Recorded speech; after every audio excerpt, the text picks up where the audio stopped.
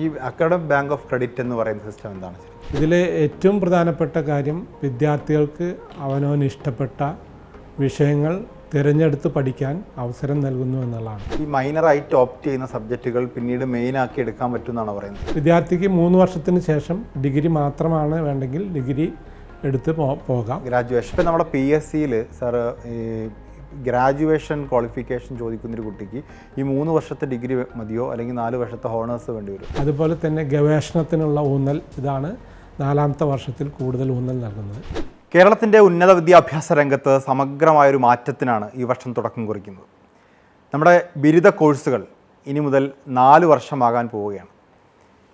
കോഴിക്കോട് യൂണിവേഴ്സിറ്റിയുടെ vice chancellor doctor MK Jayaraj എന്നോടൊപ്പം ചേരുന്നു. സാർ നമസ്കാരം. വലിയ മാറ്റമാണ്, നമ്മളൊരു ഗ്ലോബലൈസ്ഡ് ആവാൻ പോകുന്നു. അങ്ങനെയൊക്കെ പറയുമ്പോഴും നമ്മുടെ കുട്ടികളിൽ വലിയ ആശങ്കയുണ്ട്. ഇപ്പോൾ +2 കഴിഞ്ഞു, ഹയർ സെക്കൻഡറി കഴിഞ്ഞു, ഡിഗ്രി എടുക്കാൻ പോകുന്ന കുട്ടികൾ എന്തിന് 4 വർഷം എന്നൊരു ചോദ്യം അവരിലുണ്ട്. പല ആശങ്കകളുമുണ്ട്. നമുക്ക് എന്താണ് മാറ്റം, ബേസിക്കായി പറഞ്ഞു തുടങ്ങാം. എന്താണ് ഈ 4 വർഷത്തെ കോഴ്സിൽ ഇതുവരെ ഉണ്ടായിരുന്ന സിസ്റ്റത്തിൽ നിന്ന് മാറ്റം ഉണ്ടാകാൻ പോകുന്നത്?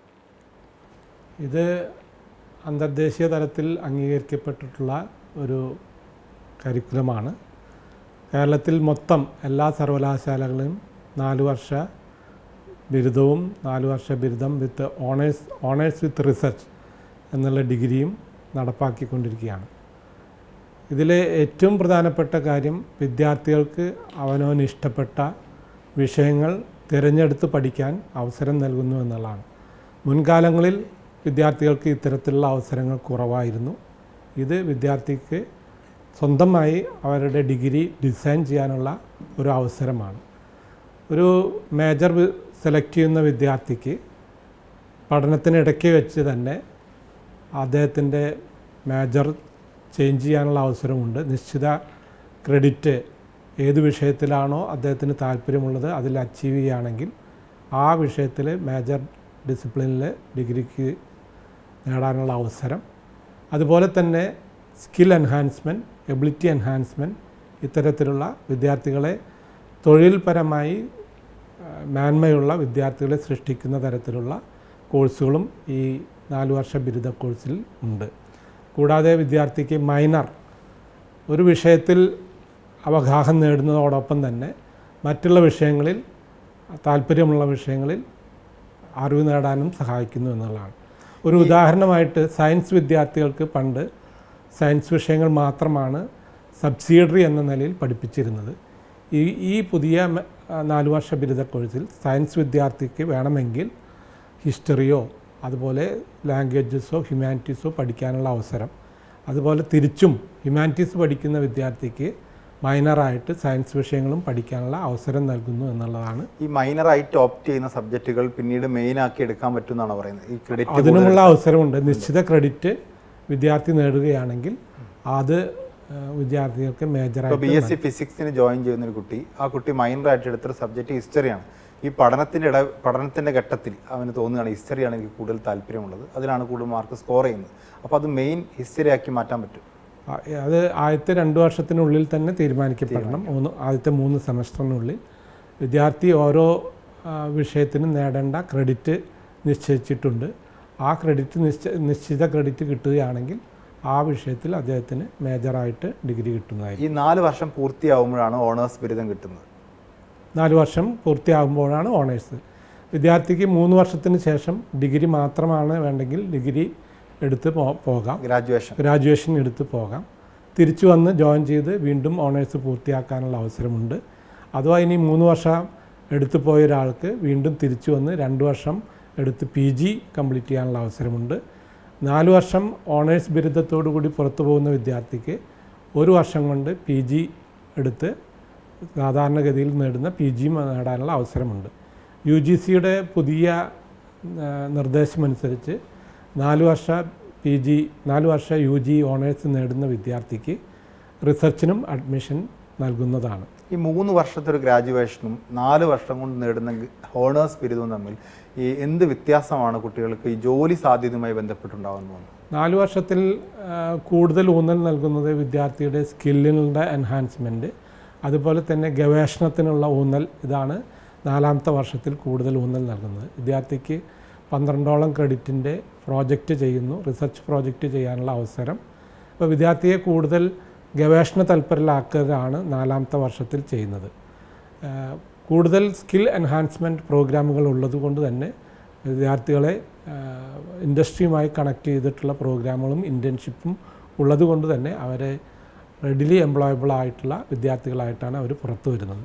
അപ്പോൾ നമ്മുടെ PSCയിൽ സാർ ഈ ഗ്രാജുവേഷൻ ക്വാളിഫിക്കേഷൻ ചോദിക്കുന്നൊരു കുട്ടിക്ക് ഈ 3 വർഷത്തെ ഡിഗ്രി മതിയോ അല്ലെങ്കിൽ 4 വർഷത്തെ ഹോണേഴ്സ് വേണ്ടി വരുമോ? ഇപ്പോഴത്തെ പ്രകാരം 3 വർഷത്തെ ഡിഗ്രി തന്നെ മതി. PSCയുടെ നിയമം അനുസരിച്ച് 3 വർഷത്തെ ഡിഗ്രി കിട്ടിയ ആൾക്ക് PSCയിലെ ഗ്രാജുവേഷന് തുല്യമായിട്ടുള്ള സർട്ടിഫിക്കറ്റിലാണ് ഉപയോഗിക്കാം. 4 വർഷം കഴിഞ്ഞവർക്കും ഇതിനെ ഉപയോഗിക്കാൻ സാധിക്കും. നമ്മൾ 3 വർഷം കഴിഞ്ഞ് പോകുന്ന വിദ്യാർത്ഥിക്ക് ഡിഗ്രി ഗ്രാജുവേഷനും 4 വർഷം കഴിഞ്ഞ് പോകുന്നവർക്ക് ഓണേഴ്സ് ബിരുദവും നൽകും. ഈ 4 വർഷം കഴിഞ്ഞാൽ പിന്നെ പോസ്റ്റ് ഗ്രാജുവേഷൻ 1 വർഷം മതി. പിന്നീട് MPhil ഉണ്ടാവില്ല. MPhil ഓൾറെഡി നമ്മൾ നിർത്തിയിട്ടുണ്ട്. ഇനിയിപ്പോൾ PhD ചെയ്യണമെങ്കിൽ ഈ 4 വർഷത്തെ ഓണേഴ്സിനോടൊപ്പം മിനിമം ക്രെഡിറ്റ് ഉണ്ടെങ്കിൽ PhD ചെയ്യാവുന്നതാണ്. 4 വർഷം ഓണേഴ്സ് PhD കഴിഞ്ഞവർക്ക് ഓണേഴ്സ് ബിരുദം കഴിഞ്ഞവർക്ക് നേരിട്ട് PhDക്ക് ജോയിൻ ചെയ്യാം. പോസ്റ്റ് ഗ്രാജുവേഷൻ എന്ന് പറയുന്ന സംവിധാനം ഉണ്ടാവില്ല. പോസ്റ്റ് ഗ്രാജുവേഷൻ ഉണ്ട്. അവിടെയും കോഴ്സ് വർക്ക് PhDയുടെ ഭാഗമായി നിശ്ചിത ക്രെഡിറ്റ് കോഴ്സ് വർക്ക് ചെയ്തു കഴിഞ്ഞാൽ ആ വിദ്യാർത്ഥികൾക്ക് PG കൊടുക്കും. അതല്ല PG വേണ്ട എന്ന് നിശ്ചയിച്ച് നേരിട്ട് വേണമെങ്കിൽ PhDയും ചെയ്യാം. ഈ എൻട്രി എക്സിറ്റ് സിസ്റ്റം ഉണ്ടല്ലോ, അപ്പോൾ അത് വേണമെങ്കിൽ എപ്പോൾ വേണമെങ്കിൽ ഒരു ഫസ്റ്റ് ഇയറിൽ എക്സിറ്റ് ചെയ്യാം. ഫസ്റ്റ് ഇയറിൽ എക്സിറ്റ് ചെയ്യുന്ന കുട്ടിക്ക് ഒരു മിനിമം സർട്ടിഫിക്കറ്റ്, സെക്കൻഡ് ഇയറിൽ എക്സിറ്റ് ചെയ്യുമ്പോൾ അങ്ങനെ ഒരു സർട്ടിഫിക്കറ്റ്, ആ സിസ്റ്റം നമുക്ക് നടപ്പാക്കില്ല. നമ്മൾ 3 വർഷം കഴിഞ്ഞ് പുറത്തിറങ്ങുന്ന വിദ്യാർത്ഥിക്ക് മാത്രമേ നിശ്ചിത ക്രെഡിറ്റ് അക്വയർ ചെയ്താൽ മാത്രമേ ഡിഗ്രി അവാർഡ് ചെയ്യുള്ളൂ. പക്ഷേ ഒരു വിദ്യാർത്ഥി 1 വർഷം കഴിഞ്ഞ് എന്തെങ്കിലും കാരണത്താൽ പഠിത്തം നിർത്തുകയാണെങ്കിൽ ആ ക്രെഡിറ്റ് നമുക്ക് അക്കാഡമിക് ബാങ്ക് ഓഫ് ക്രെഡിറ്റിൽ സൂക്ഷിക്കാം. തിരിച്ചു വന്ന് ആ ക്രെഡിറ്റ് യൂസ് ചെയ്ത് നിശ്ചിത ക്രെഡിറ്റ് അക്വയർ ചെയ്ത് കഴിഞ്ഞാൽ അവർക്ക് ഡിഗ്രി വീണ്ടും 1 വർഷം ഡ്രോപ്പ് ഔട്ട് ആയ ആൾക്ക് കുറച്ച് കഴിഞ്ഞ് വേണമെങ്കിൽ സെക്കൻഡ് ഇയറിൽ ജോയിൻ ചെയ്യാം. ആ നിശ്ചിത പഴയ ക്രെഡിറ്റ് അദ്ദേഹത്തിൻ്റെ ഡിഗ്രി നേടാൻ ഉപയോഗിക്കുകയും ചെയ്യാം. ഈ നാഷണൽ എഡ്യൂക്കേഷൻ പോളിസിയിൽ പറയുന്ന ഈ ഫസ്റ്റ് ഇയറും സെക്കൻഡ് ഇയറിലും ഒക്കെ എക്സിറ്റ് ചെയ്യാനുള്ള ഓപ്ഷൻ ഇല്ല. അതില്ല. അത് നമ്മൾ നാഷണൽ എഡ്യൂക്കേഷൻ പോളിസി 2020 പറയുന്നത് 1 വർഷം കഴിഞ്ഞ് കഴിഞ്ഞാൽ സർട്ടിഫിക്കറ്റ്, 2 വർഷം കഴിഞ്ഞാൽ ഡിപ്ലോമ, 3 വർഷം കഴിഞ്ഞാൽ ഡിഗ്രി. നമ്മൾ 1ാമത്തെ വർഷം എക്സിറ്റ് ഇല്ല, ഡിഗ്രി ഇല്ല, സർട്ടിഫിക്കറ്റ് കോഴ്സ് ഇല്ല. അതുപോലെ തന്നെ 2ാമത്തെ വർഷം കഴിഞ്ഞ് എക്സിറ്റിന് ഡിപ്ലോമ അത് നമ്മൾ കൊടുക്കുന്നില്ല. പക്ഷേ ഏതെങ്കിലും കാരണവശാൽ പഠിപ്പ് മുടക്കുന്ന വിദ്യാർത്ഥിക്ക് തിരിച്ചു വന്ന് തൻ്റെ ക്രെഡിറ്റ് ഉപയോഗിക്കുകയും ആ കോഴ്സ് പൂർത്തിയാക്കാനും സാധിക്കും. ഈ അക്കാഡമിക് ബാങ്ക് ഓഫ് ക്രെഡിറ്റ് എന്ന് പറയുന്ന സിസ്റ്റം എന്താണ്? അക്കാഡമിക് ബാങ്ക് ഓഫ് ക്രെഡിറ്റ് എന്ന് പറഞ്ഞാൽ സാധാരണ ഗതിയിൽ ഒരു ബാങ്കിങ് സിസ്റ്റം പോലെ തന്നെയാണ്. കുട്ടി നേടുന്ന ക്രെഡിറ്റ് ആ ബാങ്കിൽ സൂക്ഷിക്കുന്നു. വീണ്ടും അദ്ദേഹത്തിന് എപ്പോഴാണോ യൂസ് ചെയ്യേണ്ടത് അപ്പോൾ ആ ക്രെഡിറ്റ് യൂസ് ചെയ്ത് ബാക്കിയുള്ള കോഴ്സ് കംപ്ലീഷന് വേണ്ടിയുള്ള ബാക്കിയുള്ള ക്രെഡിറ്റും കൂടി അക്വയർ ചെയ്താൽ ഡിഗ്രി കംപ്ലീറ്റ് ചെയ്യാമെന്നുള്ളതാണ്. നമ്മളിവിടെ ഒരു കോളേജിൽ പഠിക്കുന്ന കുട്ടിക്ക് വേറൊരു യൂണിവേഴ്സിറ്റിയിലോ വേറൊരു കോളേജിലോ മറ്റ് സബ്ജക്റ്റുകൾ ഓപ്റ്റ് ചെയ്യാനുള്ള അതിനുള്ള സംവിധാനങ്ങളുണ്ട്. ഇപ്പോഴത്തെ നിലവിൽ വെച്ച് നമ്മൾ ഓൺലൈൻ കോഴ്സുകൾ നിശ്ചിത ക്രെഡിറ്റുകൾ ഓൺലൈൻ ക്രെഡിറ്റിന് വേണ്ടി മാറ്റിവെച്ചിട്ടുണ്ട്. അത് മറ്റുള്ള യൂണിവേഴ്സിറ്റികളിലോ സ്വന്തം വേറെ കോളേജിൽ നിന്നോ ആ ക്രെഡിറ്റ് അക്വയർ ചെയ്യാനുള്ള സാധ്യതയുണ്ട്. ഇത് ഇംപ്ലിമെൻറ്റ് ചെയ്ത് വരുമ്പോൾ ഇതിപ്പോൾ തുടക്കം മാത്രമാണ്, വലിയ രീതിയിലുള്ള സാധ്യതകൾ തുറന്നു തരുന്നുണ്ട്. വിദ്യാർത്ഥിക്ക് സ്വന്തം കോളേജിലെ കോഴ്സും മറ്റുള്ള അടുത്തുള്ള സമീപ കോളേജുകളിൽ നിന്നുള്ള കോഴ്സ് അക്വയർ ചെയ്യാം.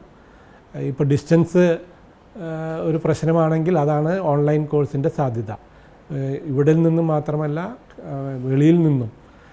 ഭാഗ്യവശാൽ കാലിക്കറ്റ് യൂണിവേഴ്സിറ്റി UGCയുടെ നിർദ്ദേശപ്രകാരം ഇപ്പോൾ ട്വിന്നിങ് പ്രോഗ്രാം നടത്താൻ സെലക്ട് ചെയ്യപ്പെട്ടിട്ടുള്ള യൂണിവേഴ്സിറ്റികളാണ്. വിദേശ യൂണിവേഴ്സിറ്റികളുമായി ട്വിന്നിങ് പ്രോഗ്രാം നടത്താനുള്ള സാധ്യതകളുണ്ട്. ഇവിടെ പഠിക്കുന്ന കുട്ടികൾക്ക് വിദേശ യൂണിവേഴ്സിറ്റിയിലെ സബ്ജക്റ്റുകൾ പഠിക്കാം. ഈ കുട്ടികൾക്ക് സ്വാഭാവികമായിട്ടും ഉണ്ടാകാൻ പോകുന്ന സംശയം, ഈ 4 വർഷമാകുമ്പോൾ ജോലി സാധ്യത എത്രത്തോളം വർദ്ധിക്കുമെന്നുള്ളതാണ്. 3 വർഷത്തെ സാധാരണ ഡിഗ്രി കൈവശം വെക്കുന്നതിനേക്കാൾ ഒരു ഓണേഴ്സ് ബിരുദം കൈവശം വെക്കുമ്പോൾ ഉണ്ടാകുന്ന ഒരു ജോലി സാധ്യതയെക്കുറിച്ചൊരു സംശയമുണ്ട്. അതിനാണ് 4 വർഷത്തിൽ 2 കാര്യങ്ങൾക്കാണ് ഊന്നൽ നൽകുന്നത്. ഇൻറ്റേൺഷിപ്പ് അല്ലെങ്കിൽ ഗവേഷണത്തിൽ ഊന്നൽ നൽകിയുള്ള പ്രോജക്റ്റ്. ഇതുകൂടാതെ ഇൻറ്റേൺഷിപ്പ് തന്നെ വിദ്യാർത്ഥികളെ തൊഴിൽ സാധ്യത കൂട്ടുന്നു എന്നുള്ളതാണ്. കൂടാതെ നമുക്ക് ക്യാമ്പസിനകത്ത് തന്നെ ഇൻഡസ്ട്രി ഡിപ്പാർട്ട്മെൻറ്റുമായി ചേർന്നുകൊണ്ട് ക്യാമ്പസ് പാർക്കുകൾ സ്ഥാപിക്കുന്നുണ്ട്. അവിടെ പഠിക്കുന്ന സമയത്ത് തന്നെ വിദ്യാർത്ഥികൾക്ക് ഇൻറ്റേൺഷിപ്പ് ചെയ്യാനുള്ള അവസരം നൽകുന്നു. അപ്പോൾ ഇത്തരത്തിലുള്ള സ്കിൽ എൻഹാൻസ്മെൻറ്റ് വിദ്യാർത്ഥികളെ തൊഴിൽ രംഗത്ത് പ്രാപ്തരാക്കും, സ്വയം പ്രാപ്തരാക്കും എന്നുള്ളതാണ് ഈ കോഴ്സിൻ്റെ പ്രത്യേകത. ഇതിൻ്റെ വാല്യുവേഷൻസ് നടക്കുന്നത് കോളേജ് ലെവലിലായിരിക്കും എന്നാണ് മനസ്സിലാക്കുന്നത്. അപ്പോൾ അങ്ങനെ കോളേജ് ലെവൽ വാല്യുവേഷൻ നടക്കുമ്പോൾ ഈ വാല്യുവേഷൻ്റെ ഒരു സീരിയസ്നെസ് കുറയാനും ഓരോരോ കോളേജുകളും അതിൽ മാറ്റ് പ്രാക്ടീസിനുള്ള സാധ്യത തുറന്നിടുന്നില്ലേ ശരിക്കും? ഇപ്പോൾ നമ്മൾ പരീക്ഷ ഏകീകൃത കലണ്ടറാണ് കേരളത്തിൽ ഒന്നിച്ച് നടപ്പാക്കാൻ പോകുന്നത്. അഡ്മിഷനും ബാക്കി എല്ലാ കലണ്ടറും ഒരേപോലെ യൂണിഫോമായിട്ട് നടപ്പാക്കുന്നു. പരീക്ഷകളും ഇപ്പോഴത്തെ തീരുമാനപ്രകാരം അത് കൃത്യമായിട്ട് ഓർഡർ വന്നിട്ടില്ല. ഓഡ് സെമസ്റ്റേഴ്സ് ചിലപ്പോൾ കോളേജുകൾ നടത്തും, ഈവൻ സെമസ്റ്റേഴ്സ് യൂണിവേഴ്സിറ്റി നടപ്പാക്കും എന്നുള്ള രീതിയിലാണ്. ഇപ്പോൾ നടക്കുന്ന അതേ സീക്രസിയും അതേ വിശ്വാസ്യതയും കീപ്പ് ചെയ്തുകൊണ്ട് തന്നെയാണ് യൂണിവേഴ്സിറ്റി പരീക്ഷകൾ നടത്തുക. പരീക്ഷാ പേപ്പറുകൾ തയ്യാറാക്കുന്നത് യൂണിവേഴ്സിറ്റി ആയിരിക്കും. ക്വസ്റ്റ്യൻ ബാങ്ക് വഴിയോ അല്ലെങ്കിൽ യൂണിവേഴ്സിറ്റി തയ്യാറാക്കുന്ന ക്വസ്റ്റ്യൻ പേപ്പർ വെച്ചായിരിക്കും അതാത് കോളേജുകൾ നടത്തുകയാണെങ്കിൽ പരീക്ഷകൾ നടത്തുക. ഇനി കോളേജുകളാണ് ഓഡ് സെമസ്റ്റേഴ്സ് വാല്യുവേഷൻ എങ്കിൽ അതിലെ നിശ്ചിത ശതമാനം പേപ്പറുകൾ യൂണിവേഴ്സിറ്റി വാല്യുവേഷൻ നടത്തിക്കൊണ്ട് അതിൻ്റെ വിശ്വാസ്യത ഉറപ്പുവരുത്തും. പരീക്ഷാ വിശ്വാസ്യതയും സുതാര്യവുമായിട്ട് ഈ അൾട്ടർനേറ്റീവായി വാല്യുവേഷൻ യൂണിവേഴ്സിറ്റിയും കോളേജും മാറി മാറി നടത്തും. ഇതിൽ പ്രധാനമായിട്ട് ഇപ്പോൾ സാർ പറഞ്ഞ പോലെ സ്കിൽ ഡെവലപ്മെൻറ്റിനൊക്കെ ഒരു ഇമ്പോർട്ടൻസ് കൊടുക്കുമ്പോൾ സ്വാഭാവികമായിട്ടും കോളേജുകളുടെ ഒരു ഇൻഫ്രാസ്ട്രക്ചർ മാറ്റം വരണമല്ലോ. അവിടെ ലൈബ്രറികൾ, അവിടെ ഡിജിറ്റൽ ക്ലാസ് റൂമിൻ്റെ വലിപ്പം, ഇതൊക്കെ മാറ്റം വരുന്നുണ്ട്. അപ്പോൾ ഇത് എങ്ങനെ മാറ്റം വരുത്തണം എന്നുള്ളതാണ് തീരുമാനിച്ചത്. കോളേജുകൾക്ക് ഈ അടുത്ത 3 വർഷത്തിന് ഇൻഫ്രാസ്ട്രക്ചറിൽ വലിയ മാറ്റങ്ങൾ ഉണ്ടാകുന്നില്ല. 4ാമത്തെ വർഷം കൂടി വരുമ്പോഴാണ് ഇൻഫ്രാസ്ട്രക്ചറിൽ കുറച്ചും കൂടി അഡീഷണൽ വേണ്ടി വരുന്നത്. അതിനുള്ളത് ഗവൺമെൻറ്റിൻ്റെ സപ്പോർട്ടും മറ്റുള്ള മാനേജ്മെൻറ്റിൻ്റെ സപ്പോർട്ടും കൂടി ഉണ്ടാക്കിയെടുക്കാൻ സാധിക്കുമെന്നുള്ളതാണ്. ഈ കുട്ടികൾക്ക് ഇതിലൊരു ഗൗരവം കുറയുന്നൊരു ആക്ഷേപമുണ്ട്. കാരണം ഇതിൽ എൻട്രി എക്സിറ്റ്, ഇപ്പോൾ നമുക്കിവിടെ എക്സിറ്റ് ഇല്ല, എന്നാൽ പോലും ഈ പല വിഷയങ്ങൾ എടുക്കാൻ പറ്റുന്നു, പല കോളേജുകളിൽ പഠിക്കാൻ പറ്റും. പഠിക്കുന്ന വിഷയത്തിൽ ഒരു ഗൗരവം കുറഞ്ഞു പോകാൻ, ക്വാളിറ്റി കുറയാൻ ഇത് കാരണമാകുന്നൊരു ആക്ഷേപം ഈ സിസ്റ്റത്തെക്കുറിച്ചുണ്ട്. അങ്ങനെയാണോ കണക്കാക്കുന്നത്? അങ്ങനെയല്ല, അതിൻ്റെ നേരെ തിരിച്ചാണ്. വിദ്യാർത്ഥികൾക്ക് താല്പര്യമുള്ള വിഷയങ്ങൾ പഠിക്കുമ്പോൾ തീർച്ചയായും അവർ ഗൗരവത്തിലൂടെ പഠിക്കും. പലപ്പോഴും സംഭവിക്കുന്നത് അവർ നിർബന്ധിതമായിട്ട് ചില വിഷയങ്ങൾ എടുക്കേണ്ടി വരുമ്പോൾ താല്പര്യമില്ലാത്ത വിഷയങ്ങളാകുമ്പോഴാണ് അവർ അതിൻ്റെ ഗൗരവം നഷ്ടപ്പെടുന്നത്. ഇപ്പോൾ ഇത് വിദ്യാർത്ഥികൾക്ക് അവർക്ക് ഇഷ്ടപ്പെട്ട വിഷയം പഠിക്കാനുള്ള ഒരു അവസരം നൽകുകയാണ്.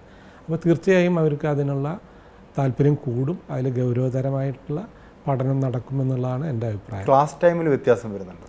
ക്ലാസ് ടൈമും ഫ്ലെക്സിബിൾ ക്ലാസ് ടൈമുകളൊക്കെ ആലോചിക്കേണ്ട കാര്യമാണ്. എങ്കിലേ വിദ്യാർത്ഥികൾക്ക്, പ്രത്യേകിച്ച് ക്യാമ്പസിൽ ഞങ്ങൾ അതിനെക്കുറിച്ച് കാര്യമായിട്ട് ആലോചിച്ചുകൊണ്ടിരിക്കുകയാണ്, എങ്കിലേ വിദ്യാർത്ഥികൾക്ക് അവർക്ക് ഇഷ്ടപ്പെട്ടുള്ള വിഷയങ്ങൾ തിരഞ്ഞെടുക്കാനുള്ള അവസരം സൃഷ്ടിക്കപ്പെടുകയുള്ളൂ. അപ്പോൾ അത് ഗ്രാജുവലായിട്ട് വരുന്ന ചേഞ്ചസ് ആണ്. ഇപ്പോൾ വിദ്യാർത്ഥികൾ പലപ്പോഴും ഓൺലൈനായിട്ടുള്ള കോഴ്സുകൾ ചൂസ് ചെയ്യേണ്ടി വരും. അത് ചർച്ച ചെയ്ത് ടൈം ടേബിളുകളും അതേ തരത്തിലുള്ള ഫ്ലെക്സിബിൾ ടൈം ടേബിൾ. അറ്റൻഡൻസിൻ്റെ കാര്യത്തിലൊക്കെ ആ രീതിയിലുള്ള മാറ്റം വരുമോ? ഏത് ക്ലാസ്സിലിരിക്കണം? കുട്ടികൾക്ക് ചിലപ്പോൾ ഫിസിക്സ് എടുക്കുന്ന കുട്ടിക്ക് അവൻ്റെ മൈനർ സബ്ജക്റ്റ് വേറൊരു ഡിപ്പാർട്ട്മെൻറ്റിൽ. ഇതിന് വേണ്ടി സാങ്കേതികമായിട്ടുള്ള സോഫ്റ്റ്വെയറുകളൊക്കെ കാലിക്കറ്റ് യൂണിവേഴ്സിറ്റി ഡെവലപ്പ് ചെയ്തുകൊണ്ടിരിക്കുകയാണ്. ഇത് ഇംപ്ലിമെൻറ്റിംഗ് സ്റ്റേജിലാണ്. നമ്മൾ പ്രവർത്തന മണ്ഡലത്തിൽ വരുമ്പോഴാണ് എന്തെല്ലാം തരത്തിലുള്ള മാറ്റങ്ങൾ വേണ്ടി എന്നുള്ളത് കൃത്യമായിട്ട് അറിയുള്ളൂ. ഇപ്പോഴത്തെ കോളേജ് ടൈമിൽ ഒരു 1 അവർ കൂടി കൂടുമെന്ന് പറയുന്നുണ്ട്. അങ്ങനെ കോളേജ് ടൈമിങ്ങിൽ മാറ്റം വരുമോ? ഇല്ല, ഇത് കോളേജ് ടൈമുകളിൽ മാറ്റമൊന്നും ഇപ്പോൾ നിർദ്ദേശിച്ചിട്ടില്ല. അത് ഇംപ്ലിമെൻറ്റിംഗ് സ്റ്റേജിൽ നമ്മൾക്ക് ആലോചിക്കാവുന്നതാണ്. വിദ്യാർത്ഥികളുടെ ചോയ്സ് എങ്ങനെയാണ്, അതിനൊക്കെ അനുസരിച്ച് അതാത് കോളേജിന് വേണമെങ്കിൽ അവർക്ക് ഫ്ലെക്സിബിൾ ടൈം അനുവദിക്കാവുന്നതാണ്. അധ്യാപകരുടെ ഒരു ജോലി ഭാരം വർദ്ധിക്കും, അവർക്ക് കൂടുതൽ എഫേർട്ട് അല്ലെങ്കിൽ കൂടുതൽ സമയം ഇതിനു വേണ്ടി ചെലവഴിക്കേണ്ടി വരും എന്നൊരു ആശങ്ക അധ്യാപകർക്കിടയിലുണ്ട്. അതിനൊരു സാധ്യതയുണ്ടോ ശരിക്കും? ആ ആശങ്ക പരിഹരിക്കാനാണ് ഇന്നലെ ഞാൻ മനസ്സിലാക്കുന്നത്, ഇന്നലെ ഉന്നത വിദ്യാഭ്യാസ മന്ത്രിയുമായിട്ടുള്ള ചർച്ചകൾ നടന്നത്. അധ്യാപകരുടെ ജോലിഭാരം ഇപ്പോഴുള്ളതിൽ നിന്ന് യാതൊരു വ്യത്യാസം ഉണ്ടാകില്ല എന്നുള്ളതാണ്. അങ്ങനെ ജോലിഭാരം കൂടുതലാണെങ്കിൽ അഡീഷണൽ പോസ്റ്റുകൾ ക്രിയേറ്റ് ചെയ്യപ്പെടും എന്നുള്ളതാണ് ഉത്തമ വിശ്വാസം. നമ്മളിപ്പോൾ നാഷണൽ എഡ്യൂക്കേഷൻ പോളിസിയുടെ നടപ്പാക്കുന്നതിൻ്റെ ഭാഗമായിട്ടാണോ ഇങ്ങനൊരു സംവിധാനം നടപ്പാക്കുന്നത്, അല്ലെങ്കിൽ നമ്മൾ ശാംബി മേനോൻ കമ്മിറ്റി ഇപ്പോൾ നടപ്പാക്കിയത് നമ്മുടെ ഉന്നത വിദ്യാഭ്യാസ കമ്മീഷൻ സജസ്റ്റ് ചെയ്ത നിർദ്ദേശങ്ങൾക്കനുസരിച്ചാണ്. എങ്കിലും ഭാരതത്തിൽ ഇന്ത്യയിൽ ഒന്നിച്ച് ഒരു പാഠ്യക്രമം വരുമ്പോൾ നമുക്കതിൽ നിന്ന് മാറി നിൽക്കാൻ സാധ്യമല്ല. പക്ഷേ കേരളത്തിൻ്റെ അവസ്ഥ പരിഗണിച്ചുകൊണ്ടാണ് നമ്മൾ 1-ാം വർഷവും 2-ാം വർഷവും എക്സിറ്റ് ഇല്ല എന്ന് തീരുമാനിച്ചത്.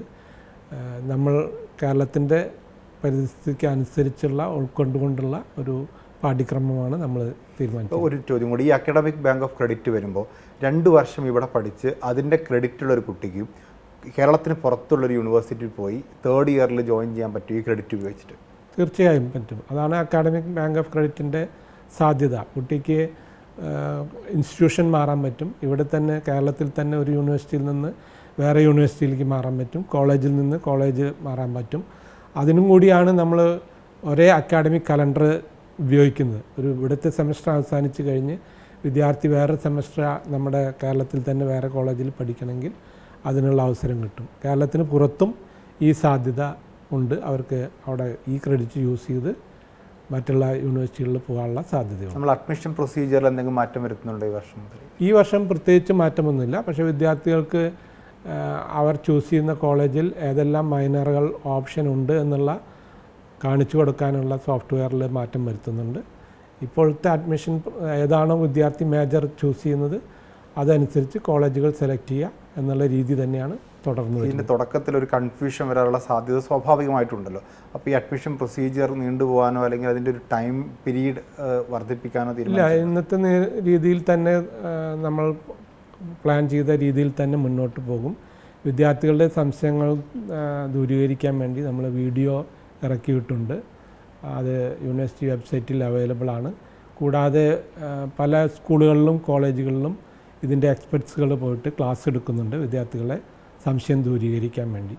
അഡ്മിഷന് ശേഷം കോളേജിൽ ഓരോ വിദ്യാർത്ഥികൾക്കും ഒരു മെൻറ്റർ ഉണ്ടായിരിക്കണമെന്നാണ്. വിദ്യാർത്ഥി എങ്ങനെയാണ് മൈനർ ചൂസ് ചെയ്യേണ്ടത്, ഈ ക്രെഡിറ്റ് എങ്ങനെ രീതിയിൽ അച്ചീവ് ചെയ്യാം, ആ ത്രൂ ഔട്ട് ആ പ്രോഗ്രാമിൽ വിദ്യാർത്ഥികൾക്കൊരു മെൻറ്റർ ഉണ്ടായിരിക്കും. അപ്പോൾ ഇത്തരത്തിലുള്ള കൺഫ്യൂഷൻ മെൻറ്ററുമായിട്ട് ഡിസ്കസ് ചെയ്ത് തീർക്കാവുന്നതുമാണ്. B.Ed കോളേജുകളിലേക്ക് ഇത് ബാധകമാവുമോ? ഈ ഒരു 4 ഇയർ ഡിഗ്രി B.Ed നമ്മൾ ഈ വർഷമില്ല, അടുത്ത വർഷം B.Edലും ഇത് നടപ്പാക്കുമെന്നാണ് എൻ്റെ വിശ്വാസം. Integrated teaching education programme ITEP എന്നുള്ള പ്രോഗ്രാം നമ്മുടെ സർവകലാശാലയും അതിന് നടപ്പാക്കാൻ NCTയുടെ അംഗീകാരമുള്ളതാണ്. അപ്പോൾ അടുത്ത വർഷം 25, 27, 26 അഡ്മിഷനിൽ 4 വർഷ ടീച്ചേഴ്സ് എഡ്യൂക്കേഷൻ പ്രോഗ്രാമും നടത്തും. ഡിഗ്രി ആയിരിക്കും അത് ഡിഗ്രി ആയിരിക്കും. ഓക്കെ. അപ്പോൾ ഈ ആശങ്കകൾക്ക് ഇനി കൂടുതൽ ആശങ്കകളുള്ളവർക്ക് സ്വാഭാവികമായിട്ടും യൂണിവേഴ്സിറ്റി വെബ്സൈറ്റിൽ വിവരങ്ങൾ ലഭ്യമാണ്. വെബ്സൈറ്റിൽ ലഭ്യമാണ്. എനിക്ക് തോന്നുന്നു ഇൻസ്റ്റാഗ്രാം പേജ് ഉണ്ട്, ഒരു ഫേസ്ബുക്ക് പേജ് ഉണ്ട്, സോഷ്യൽ മീഡിയ പ്ലാറ്റ്ഫോം ഉണ്ട്. കൂടാതെ ഇതിനൊരു കമ്മിറ്റി ഉണ്ട്. അവർ കോളേജുകളിലും സ്കൂളുകളിലും ഇതിന് ക്ലാസ്സുകൾ എടുക്കാനും തയ്യാറാണ്. ഓക്കെ. ഏതായാലും സമയം നന്ദി.